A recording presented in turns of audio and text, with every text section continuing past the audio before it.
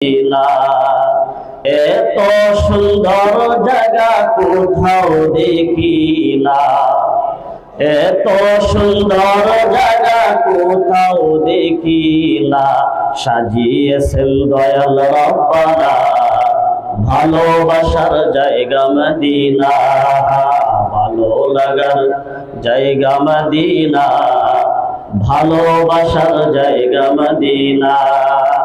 Medina শরীফে নূরের খাজিনা, Medina শরীফে নূরের খাজিনা, আশিক ছাড়া অন্য বুঝে না। বলুন সুবহানাল্লাহ। ভালোবাসার জায়গা মদিনা, ভালো লাগার জায়গা মদিনা, ভালোবাসার জায়গা মদিনা। একদিন কবরে যাব, কেউ তো যাবে না। কেউ যাবে সাথে?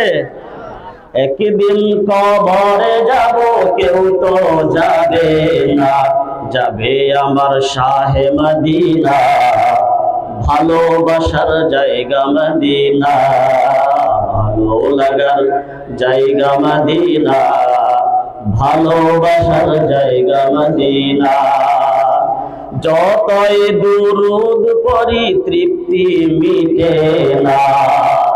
এই জীবনে নবীর শানে দুরূদ পড়ে কেউ কইবার পাইছে যে আমার আবৃত্তি মিটছে? কবে পাইছে গো? যতই পড়ে ততই তার মধ্যে মজা আসে। যতই দুরূদ পড়ি তৃপ্তি মিটে না, সুন্নতে অশান্তি থাকে না, ভালোবাসার জায়গা মদিনা, ভালোবাসার জায়গা মদিনা, ভালো লাগার জায়গা মদিনা। আমার জীবনে অনেক বেশি গুনাহ, আমার জীবনে অনেক বেশি গুনাহ, তাই হাবিবের কদম ছাড়ব না, ভালোবাসার জায়গা মদিনা, ভালো লাগার জায়গা মদিনা, ভালোবাসার জায়গা মদিনা।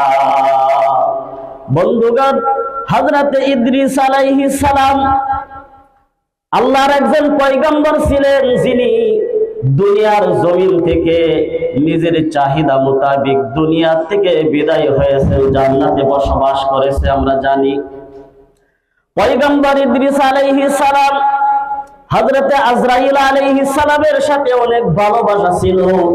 রাস্তা দিয়ে ঘুরে ফেরা করার সময় হঠাৎ করে আজরাইলের সাথে দেখা হয়ে গেল। হযরতে ইদ্রিস আলাইহিস সালাম জিজ্ঞাসা করলো, ভাই আজরাইল, অনেক মানুষের জান তুমি কবজ করেছো, অনেক মানুষ দুনিয়ার থেকে তুমি বিদায় করেছো, ভাই বলো কেমনে তুমি জানটা কবজ করো? বন্ধু হইয়া যদি একবার বন্ধুর সাথে তুমি দেখাইতা। আজরাইল বলেন, ভাই এই কাজ সব জায়গার মাধ্যমে প্রয়োগ করা যায় না, আল্লাহর তরফ থেকে যার হুকুম হয় তার কাছে যায়। হযরত ইদ্রিস আলাইহিস সালাম বলেন, তাহলে ভালোবাসার মাধ্যমে কি রইল? আল্লাহর কাছে ফরিয়াদ করলেন, আল্লাহ কেমন একজন বন্ধু বানাইলাম, তার হায়াত শেষ হওয়ার আগে সে দুনিয়ার মাধ্যমে বন্ধুত্ব দায়িত্ব পালন করার জন্য বলতেছে আমার জানটা কবজ করো। আল্লাহ রাব্বুল আলামিন বলেন, আজরাইল তোমার ভালোবাসা যার সাথে, তোমাকে কাজ সমাধান করার আমি আল্লাহ সুযোগ দিয়ে দিলাম। সুবহানাল্লাহ। হযরত ইদ্রিস আলাইহিস সালামের জান কবজ করা হয়েছে। এবার বলতেছেন, আজরাইল শোনো, আমাকে জাহান্নামটা তুমি দেখাও। যেই জাহান্নামের বর্ণনা আমি শুনি বারবার, অনেক ভয়ঙ্কর জায়গা জাহান্নাম। জাহান্নামের মাধ্যমে শুধু শাস্তি আর শাস্তি, আরামের কোনো জায়গা না। আমাকে একবার জাহান্নামের ভিতরে ঢুকতে দাও। আজরাইল বলে কোনো পারমিশন নাই, বলে ঢুকবো আর আইবো, তাতে আবার কের পারমিশন? তুমি যদি অনুমতি দাও তাহলে আমি যাইতে পারি। বলে আসবা তো? বলে আসবো নিশ্চিত। ঢুকবার পারমিশন দেওয়া হলো। হযরত ইদ্রিস আলাইহিস সালাম জাহান্নামে যাওয়া মাত্র দ্রুত গতিতে বের হয়ে আসলেন। আয়েশা বলতেছে, আজরাইল ভাই শোনো, এবার আমি জান্নাতটা দেখতে চাই। কেমন সুন্দর জান্নাত আল্লাহ পাক বানাইছে, ওই জান্নাতের ভিতরে আমি একবার ঢুকতে চাই। বলেন সুবহানাল্লাহ।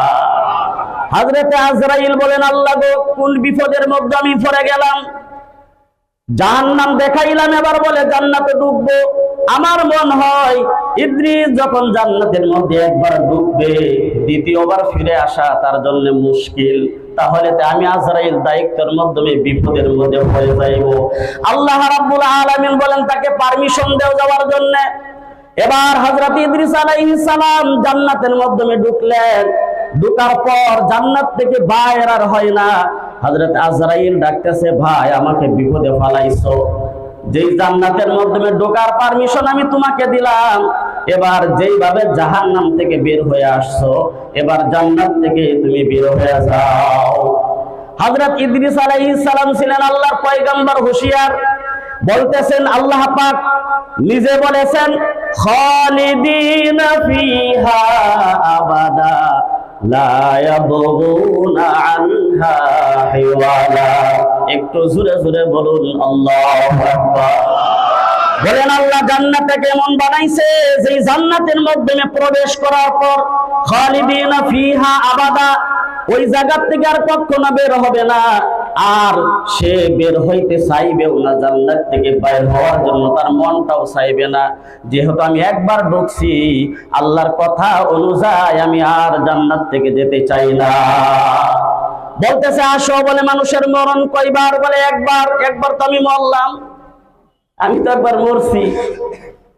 আল্লাহ রাব্বুল আলামিনের কাছে পারমিশন জানাইলেন, হে আল্লাহ, হে হযরত ইদ্রিস জান্নাতের মাধ্যমে ঢুকছে, জান্নাত থেকে আর বাইর হইতে চাই না। আল্লাহ রাব্বুল আলামিন বলেন, হে আজরাইল শোনো, আমি আল্লাহ পাক হযরত ইদ্রিসের জিন্দেগীর মাধ্যমে আমি আল্লাহ এইটাই লিখে দিয়েছিলাম। সুবহানাল্লাহ।